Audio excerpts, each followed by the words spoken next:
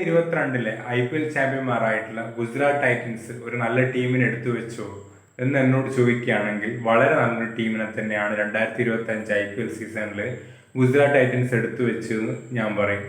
കാരണം super stars അധികം ഇല്ലെങ്കിൽ പോലും മറ്റു പല ടീമിനുള്ളത് പോലെ ബാക്കപ്പിന്റെ പ്രശ്നം ഗുജറാത്ത് ടൈറ്റൻസിന് വരുന്നില്ല. ഏതൊക്കെ പൊസിഷനാണോ ടീമിന് ബാക്കപ്പ് ആവശ്യം ആ പൊസിഷനിലൊക്കെ കൃത്യമായിട്ട് ബാക്കപ്പ് താരങ്ങൾ എത്തിക്കാൻ വേണ്ടിയിട്ട് ഗുജറാത്ത് ടൈറ്റൻസിന് സാധിച്ചിട്ടുണ്ട്. അതുപോലെ തന്നെ ആശിഷ് നെഹ്റയുടെ ഒരു വിഷൻ നമുക്ക് എടുത്തു പറയേണ്ട ഒരു കാര്യമാണ്. തന്റെ ബൗളിംഗ് യൂണിറ്റിനാണ് ആശിഷ് നെഹ്റ എല്ലാ തവണയും മികച്ച ഒരു ഇമ്പോർട്ടൻസ് കൊടുക്കുക. അതേപോലെ തന്നെ മികച്ച ഒരു ബോളിംഗ് നിരയെ അവർക്ക് ഉണ്ടാക്കിയെടുക്കാൻ വേണ്ടിയിട്ട് പറ്റിയിട്ടുണ്ട്. അതേപോലെ തന്നെ ടീമിന് എന്തെങ്കിലും തരത്തിലുള്ള പരിക്കോ മറ്റു കാര്യങ്ങളോ ഉണ്ടെങ്കിൽ അവരുടെ കോമ്പിനേഷൻ ഒരിക്കലും തകർക്കാത്ത രീതിയിലുള്ള ബാക്കപ്സിനെ കൊണ്ടുവന്ന് കളിപ്പിക്കാൻ വേണ്ടിയിട്ട് ആശിഷ് നെഹ്റക്ക് സാധിക്കുന്നുണ്ട്. പിന്നെ തമിഴ്നാട് പ്ലേയേഴ്സിനെ ഏറ്റവും കൂടുതൽ പ്രൊമോട്ട് ചെയ്യുന്ന ഒരു ഫ്രാഞ്ചൈസി കൂടിയാണ് ഗുജറാത്ത് ടൈറ്റൻസ് എന്ന് നമുക്ക് പറഞ്ഞു വെക്കാൻ വേണ്ടി പറ്റും. അതിന് ഇത്തവണയും ഒരു മാറ്റവും ഉണ്ടായിട്ടില്ല. വാഷിംഗ്ടൺ സുന്ദറിനെ ടീമിലെത്തിച്ചതോടുകൂടി വാഷിംഗ്ടൺ സുന്ദർ ഇത്തവണ ഒരു 3-ാം നമ്പർ അല്ലെങ്കിൽ 4-ാം നമ്പറിൽ കളിക്കാനുള്ള സാധ്യത കൂടുതലാണ്. അതുകൊണ്ട് തന്നെ വാഷിംഗ്ടൺ സുന്ദറിന്റെ ബാറ്റിംഗിലെ ഫുൾ പൊട്ടൻഷ്യൽ ഇത്തവണ GT ഉപയോഗിക്കുന്നുള്ള കാര്യം ഏകദേശം ഉറപ്പാണ്. ഇനി GTയുടെ ഫസ്റ്റ് 11 പറ്റി പറഞ്ഞിട്ട് അനാലിസിസിലേക്ക് വരാം. ഗുജറാത്ത് ടൈറ്റൻസിന്റെ സ്ക്വാഡിൽ നിന്ന് ഒരു ഫസ്റ്റ് 11 സെറ്റ് ചെയ്യുകയാണെങ്കിൽ ജോസ് ബട്ട്ലറിന്റെ കൂടെ ശുഭ്മാൻ ഗില്ല് ഓപ്പണിങ്ങിന് ഇറങ്ങുമ്പോൾ സായി സുദർശൻ 3-ാം നമ്പറിലും വാഷിംഗ്ടൺ സുന്ദറിനെ 4-ാം നമ്പറിലും ഞാൻ കളിപ്പിക്കും. 5-ാം നമ്പറിൽ ഗ്ലെൻ ഫിലിപ്സും 6-ാം നമ്പറിലേക്ക് എത്തുന്ന സമയത്ത് അവിടെ ഞാൻ കളിപ്പിക്കുന്നത് ഷാറൂഖ് ഖാനെ ആയിരിക്കും. 7-ാം നമ്പറിൽ ഞാൻ കളിപ്പിക്കുന്നത് നമ്മുടെ റാഷിദ് ഖാനെയും 8-ാം നമ്പറിൽ സായി കിഷോറിനെയും 9-ാം നമ്പറിൽ റബാഡയെയും 10-ാം നമ്പറിൽ സിറാജിനെയും 11-ാം നമ്പറിൽ പ്രസിദ്ധ് കൃഷ്ണയും ആയിരിക്കും. ടീമിന്റെ സ്ക്വാഡ് നോക്കുന്ന സമയത്ത് എനിക്ക് മനസ്സിലാകുന്ന ഒരു കാര്യമാണ്, ഒരു സൂപ്പർ സ്റ്റാർ ടീം സൂപ്പർ സ്റ്റാറുകൾ അധികം ഇല്ലാത്ത ഒരു ടീം എടുത്തു വെച്ചത് കൊണ്ട് തന്നെ അവർക്ക് എല്ലാ പൊസിഷനിലും ഏബിൾ ആയിട്ടുള്ള ബാക്കപ്പ് ഉണ്ട് എന്ന് നമുക്ക് പറഞ്ഞു വെക്കാൻ വേണ്ടിയിട്ട് പറ്റും. ഒരു പ്ലെയറിന് ഇഞ്ചുറി വന്നാൽ പോലും അവരുടെ കോർ കോമ്പിനേഷനെ മാറ്റാതെ ഒരു ടീമിനെ അവർക്ക് സെറ്റ് ചെയ്യാൻ വേണ്ടിയിട്ട് പറ്റും. ഇപ്പം റബാഡൊക്കെ ഏതെങ്കിലും രീതിയിൽ പരിക്കേൽക്കുകയാണെങ്കിൽ അവർക്ക് ജെറാഡ് കോഡ്സിയെ എന്ന് പറയുന്ന ഒരു ബോളർ ഉണ്ട്. ഇതേപോലെ തന്നെ എല്ലാ പൊസിഷനിലും ഇപ്പം ഗ്ലെൻ ഫിലിപ്സിനായി കഴിഞ്ഞാലും കരീം ജന്നത്ത് എന്ന് പറയുന്ന ഒരു ഏബിൾ റീപ്ലേസ്മെന്റ് അവിടെ കണ്ടുപിടിച്ചു വെക്കാൻ വേണ്ടിയിട്ട് ആശിഷ് നെഹ്റക്ക് സാധിച്ചിട്ടുണ്ട്. പിന്നെ GTയുടെ ഫാസ്റ്റ് ബൗളിംഗ് ഇപ്രാവശ്യവും വളരെ അടിപൊളിയായിട്ടാണ് കാണുന്നത്. ഇനി ഗ്ലെൻ ഫിലിപ്സിനെ ആണ് പരിക്കേൽക്കുന്നതെങ്കിൽ നമുക്ക് സാധാരണയായിട്ട് അതിനു പകരം റൂദർഫോർഡിനെ ഇറക്കാൻ വേണ്ടി പറ്റും. സായി കിഷോറിന് പകരമായിട്ട് നമുക്ക് വേണമെന്നുണ്ടെങ്കിൽ മാനവ് സുത്താർ അല്ലെങ്കിൽ നിഷാന്ത് സിന്ധുവിനെ ഇറക്കാൻ വേണ്ടിയിട്ട് പറ്റും. അങ്ങനെ എല്ലാ പൊസിഷനിലും കൃത്യമായിട്ടുള്ള ഒരു ബാക്കപ്പ് കൂടിയാണ് GT വരുന്നത് എന്ന് നമുക്ക് പറയാം. വലിയ സൂപ്പർ സ്റ്റാറുകൾ ഇല്ലെങ്കിൽ പോലും ഈ ടീം കൃത്യമായിട്ട് വർക്ക് ചെയ്യുമെന്ന് ഞാൻ പറയുന്നത് എന്തുകൊണ്ടാന്ന് വെച്ച് കഴിഞ്ഞാല് ഗുജറാത്ത് ടൈറ്റൻസ് കളിക്കുന്ന അഹമ്മദാബാദ് ഗ്രൗണ്ടിൽ നിങ്ങൾ ഒരു 200 റൺസ് അടിക്കണം. പക്ഷെ പവർ പ്ലേയിൽ നിങ്ങൾ 40-1 എന്ന രീതിയിൽ സെറ്റ് ചെയ്യാൻ നിങ്ങൾക്ക് സാധിച്ചിട്ടുണ്ടെങ്കിൽ നിങ്ങൾക്ക് 200 വരെ എത്താൻ വേണ്ടി പറ്റും. പവർ പ്ലേ ആയിരിക്കും ആ ഒരു ഗ്രൗണ്ടിൽ ഏറ്റവും കൂടുതൽ ഡിഫിക്കൽട്ട് ആയിട്ടുള്ള ഒരു ബാറ്റിംഗ് പീരീഡ് എന്ന് പറയുന്നത്.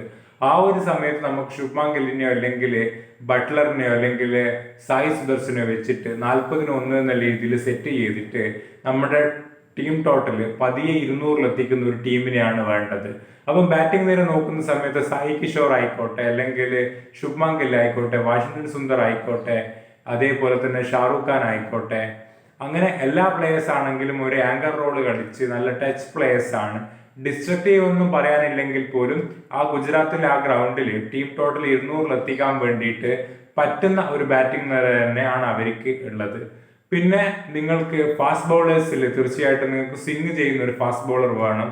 അതേപോലെ തന്നെ ഹാർഡ് ലെങ്ത്തിൽ എറിയുന്ന ഒരു ഫാസ്റ്റ് ബോളർ വേണം. ജെറാഡ് കോഡ്സി ആയിക്കോട്ടെ അല്ലെങ്കിൽ നമ്മുടെ KG റബാഡി ആയിക്കോട്ടെ ഹാർഡ് ലെങ്ത്തിൽ എറിയുന്ന ഫാസ്റ്റ് ബോളേഴ്സ് ഉണ്ട്. അതേപോലെ തന്നെ സ്വിങ് ചെയ്യിക്കുന്ന ഒരു ബോളറായിട്ട് മുഹമ്മദ് സിറാജ് ഉണ്ട്. അപ്പൊ GT എന്ന് പറയുന്നാൽ GTയുടെ ഹോം ഗ്രൗണ്ടിൽ തീർച്ചയായിട്ടും നല്ല രീതിയിൽ പെർഫോം ചെയ്യാൻ വേണ്ടി പറ്റുന്ന ഒരു സ്ക്വാഡിനെ തന്നെയാണ് ഇവർ എടുത്തു വെച്ചിട്ടുള്ളത് നമുക്ക് പറയേണ്ടി വരും. ടൈറ്റൻസ് എന്നെ സംബന്ധിച്ചിടത്തോളം ടോപ്പ് 4 ഒരു ടീമാണ്.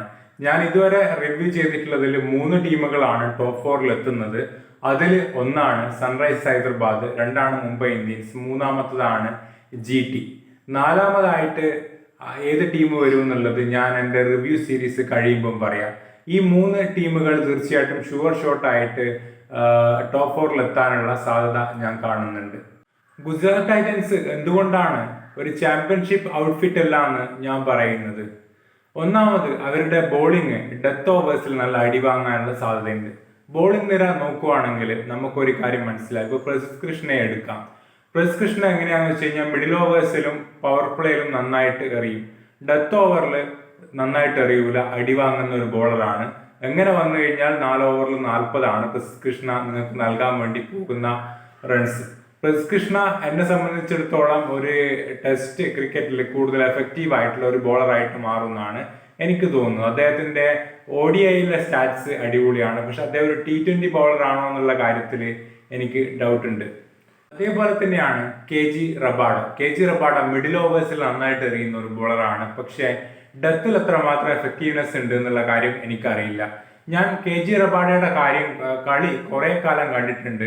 അതിൽ നിന്ന് എനിക്ക് മനസ്സിലായിട്ടുള്ള കാര്യം, അദ്ദേഹം ഓപ്പറേറ്റ് ചെയ്യുന്നത് ഒരു ഹാർഡ് ലെങ്ത്തിലാണ്. അതായത് ബാക്ക് ഓഫ് ഫുഡ് ലെങ്ത് അല്ലെങ്കിൽ ഷോർട്ട് ഓഫ് ഫുഡ് ലെങ്ത് എന്നൊക്കെ പറയുന്ന ഒരു ലെങ്ത്തിലാണ് അദ്ദേഹം ഓപ്പറേറ്റ് ചെയ്യുന്നത്. ആ ലെങ്ത് ഓപ്പറേറ്റ് ചെയ്യുന്ന വ്യക്തികൾ പ്രധാനമായിട്ട് നല്ല മിഡിൽ ഓവേഴ്സ് ബോളർ ആയിരിക്കും. പക്ഷെ ഡെത്ത് ഓവേഴ്സിൽ എറിയാൻ കണക്കാക്കിയിട്ട് ഈ KG റബാഡക്ക് നല്ലൊരു യോർക്കർ ഉണ്ടോ എന്ന് ചോദിച്ചു കഴിഞ്ഞാൽ ഇല്ല. തീർച്ചയായിട്ടും അദ്ദേഹത്തിന്റെ ബോള് കൃത്യമായിട്ട് സ്വിംഗ് ആവും, പക്ഷെ ഡെത്ത് ഓവേഴ്സ് നല്ല അടിവാങ്ങും. എങ്ങനെ പോയി കഴിഞ്ഞാൽ നിങ്ങൾക്ക് ഒരു 2 വിക്കറ്റൊക്കെ ഒരു മത്സരത്തിൽ നേടിത്തരുന്ന ബോളറാണ് KG റബാഡ എങ്കിൽ പോലും 4 ഓവറിൽ 40 തന്നെ റബാഡയും കൊടുക്കും. മുഹമ്മദ് സിറാജിന്റെ കാര്യം പറയുകയാണെങ്കിൽ അദ്ദേഹം പവർ പ്ലേയിൽ നന്നായിട്ട് എറിയും. ഡെത്ത് ഓവേഴ്സിൽ അടിവാങ്ങാനുള്ള എല്ലാ സാധ്യതയും നമുക്ക് തള്ളിക്കളയാൻ വേണ്ടിയിട്ട് പറ്റൂല. പിന്നെ മുഹമ്മദ് സിറാജ് ഒരു റിതം ബോളറാണ്. അതുകൊണ്ട് തന്നെ മുഹമ്മദ് സിറാജ് ഇൻകൺസിസ്റ്റന്റ് ആവാനുള്ള സാധ്യത വളരെയധികം കൂടുതലാണെന്ന് നമുക്ക് പറയാൻ വേണ്ടിയിട്ട് പറ്റും. ചില മത്സരങ്ങളിൽ നന്നായിട്ട് എറിയും, ചില മത്സരങ്ങളിൽ അദ്ദേഹം ഒരുപാട് അടിവാങ്ങും. ഗുജറാത്ത് പോലത്തെ ഒരു ഗ്രൗണ്ടിൽ ട്രൂ ബൗൺസ് ഉള്ളത് കൊണ്ട് തന്നെ അദ്ദേഹവും 4 ഓവറിൽ ഒരു 36 അല്ലെങ്കിൽ 40 റൺസ് വിട്ടുകൊടുത്തുകൊണ്ട് 2ലധികം വിക്കറ്റ് നേടാനാണ് സാധ്യത.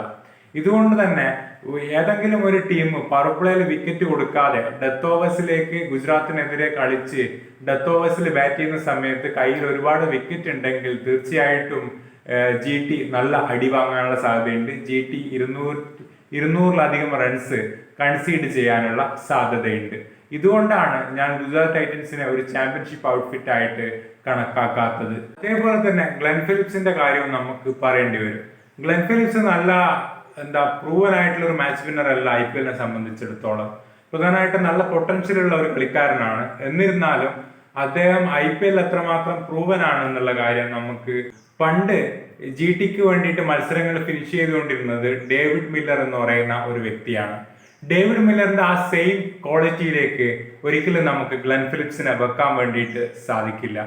ഗ്ലെൻ ഫിലിപ്സ് ഇപ്പോഴും പ്രൂവ് ചെയ്തുകൊണ്ടിരിക്കുന്ന ഒരു താരമായതുകൊണ്ട് തന്നെ ഒരിക്കലും GTക്ക് കഴിഞ്ഞ തവണ ഡേവിഡ് മില്ലർ പല മത്സരങ്ങളും 2022 സീസണിൽ ഫിനിഷ് ചെയ്ത് കൊടുത്തിട്ടുണ്ട്. അപ്പൊ അത്തരത്തിലുള്ള ഒരു മെച്യൂർഡ് ആയിട്ടുള്ള ഒരു ഫിനിഷിങ് നമുക്ക് ഗ്ലെൻ ഫിലിപ്സിൽ നിന്ന് ഒരിക്കലും ഉദ്ദേശിക്കാൻ വേണ്ടിയിട്ടോ അല്ലെങ്കിൽ പ്രതീക്ഷിക്കാൻ വേണ്ടിയിട്ട് സാധിക്കില്ല. അതാണ് GTയെ ഞാൻ ഒരു ചാമ്പ്യൻഷിപ്പ് ഔട്ട്ഫിറ്റ് ആക്കിയിട്ട് ഒരിക്കലും കണക്കാക്കാത്തത്. ഇനി ഗ്ലെൻ ഫിലിപ്സിന് ഡേവിഡ് മില്ലർ 2022 ചെയ്തതുപോലെ ഉള്ള ഒരു ഫിനിഷിങ് ചെയ്യാനും തിവാട്ടിക്ക് ഗ്ലെൻ ഫിലിപ്സിനെ കൃത്യമായിട്ട് സപ്പോർട്ട് ചെയ്യാനും സാധിച്ചിട്ടുണ്ടെങ്കിൽ GT ഇത്തവണ ഒരു ചാമ്പ്യൻഷിപ്പ് ഔട്ട്ഫിറ്റ് ആയിട്ട് മാറും. പക്ഷെ ഗ്ലെൻ ഫിലിപ്സ് പ്രൂവ് ചെയ്യുന്നത് വരെ നമ്മൾക്ക് ആ കാര്യം ഒരിക്കലും പറയാൻ വേണ്ടിയിട്ട് സാധിക്കില്ല. അതുകൊണ്ട് തന്നെ GTയെ ഞാൻ ഒരു ചാമ്പ്യൻഷിപ്പ് സൈഡ് ആക്കിയിട്ട് കണക്കാക്കുന്നില്ല.